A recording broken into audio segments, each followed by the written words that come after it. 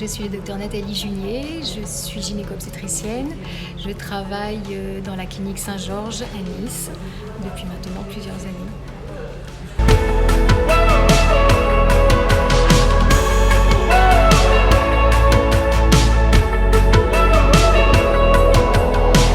Alors, tous les ans, c'est la grande question que nous posent les patientes. Dès qu'on arrive au début décembre, c'est qu'est-ce que j'ai le droit de manger pour les fêtes, qu'est-ce que j'ai le droit de manger pour Noël. Alors, en entrée, et puis on va inclure aussi tout ce qui est apéritif, attention à tout ce qui est cru, bien évidemment, d'origine animale, et en particulier les petites choses comme par exemple le tarama, on n'y pense pas, mais les petites toasts de tarama, les toasts avec le saumon fumé, il vaut mieux éviter. Il faut bien se souvenir que les deux risques pendant la grossesse, c'est la toxoplasmose bien sûr, mais surtout peut-être, et peut-être encore plus, la listériose qui va se cacher, qui est une petite bactérie qui va se cacher justement dans les aliments crus d'origine animale. Ensuite, on évite bien évidemment les huîtres parce que ce sont des produits animaux crus et qu'en plus tout ce qui est coquillage concentre énormément de métaux lourds et en particulier le mercure, donc on évite les huîtres. En revanche, c'est peut-être le moment de se faire offrir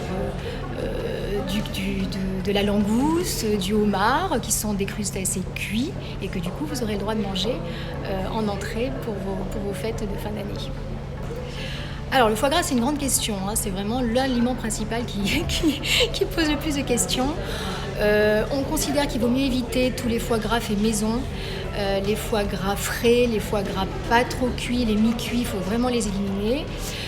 Attention cependant, même aux foie gras qui sont sous vide ou qui sont en conserve, on a régulièrement des cas de l'eau que l'on retire des rayons des supermarchés parce qu'ils vont être contaminés par de la listériose. Donc si vous pouvez éviter le foie gras, vous l'évitez.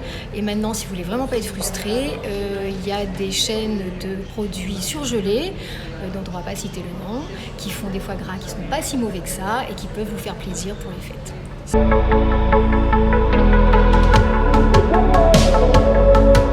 Alors, pour le repas en lui-même, bien sûr, vous pouvez manger de la dinde ou vous pouvez manger du chapon, bien que celui-ci est beaucoup plus gras parce que ce sont des viandes bien cuites et en général, on les fait cuire pendant longtemps.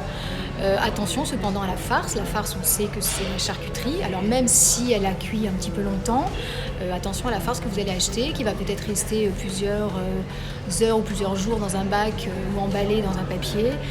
Attention toujours à la listériose. Donc la farce, oui, mais peut-être des farces un petit peu différentes, à base de fruits, à base de fruits secs, à base de mie de pain. Voilà, on peut faire une farce qui peut être tout à fait bonne sans être pour autant avec de la charcuterie.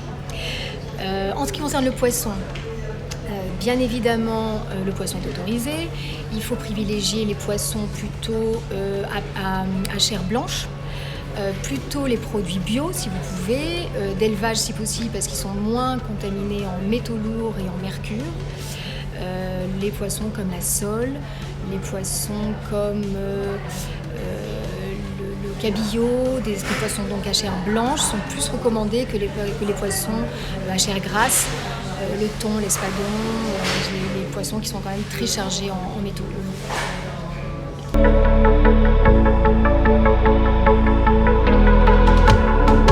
Alors, bien entendu, on peut manger du fromage. Le but, c'est pas de se frustrer pendant toutes les fêtes de Noël.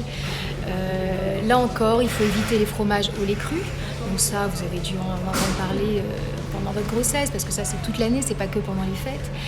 Il faut éviter tous les fromages au lait cru, et en particulier les pâtes molles. Et privilégier plutôt les fromages à pâte cuite ou à pâte pressée. Vous pouvez tout à fait vous régaler d'un parmesan, d'un comté, d'un gruyère. Ou d'un fromage au lait pasteurisé, qui ne soit pas au lait cru.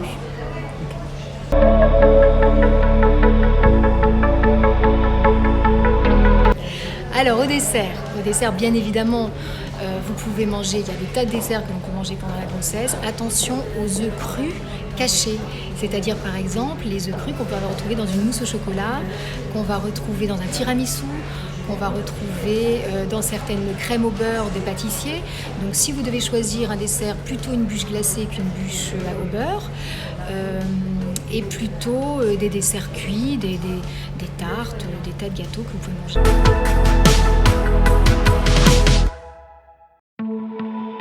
Alors, au risque de vous décevoir, au risque de ne pas être très très drôle, non. vraiment pendant la grossesse, c'est zéro alcool, même pas une coupe de champagne. On sait que l'alcool, ça passe directement dans le sang du bébé. Le bébé, il a un volume sanguin très très faible, donc ça fait une concentration très importante dans le sang du bébé qui va directement impacter ses capacités cérébrales. Donc c'est vraiment zéro alcool. Vengez-vous sur des cocktails aux fruits, sans alcool, de l'eau gazeuse que vous pouvez mélanger, ça fera un petit effet avec des bulles, mais vraiment zéro verre d'alcool, même le soir de Noël, même le soir du réveillon.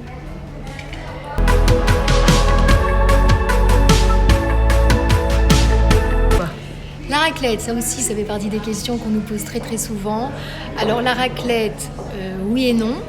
Oui, si vous prenez du fromage avec du lait pasteurisé, c'est beaucoup moins bon bien évidemment, mais bon, ça permet quand même de manger de la raclette et attention à ce que vous mangez avec, parce que la raclette c'est aussi la charcuterie et la charcuterie est interdite pendant la grossesse, en particulier à cause toujours du fameux risque de l'hystériose. Donc une raclette oui, mais au lait pasteurisé et avec du jambon blanc par exemple.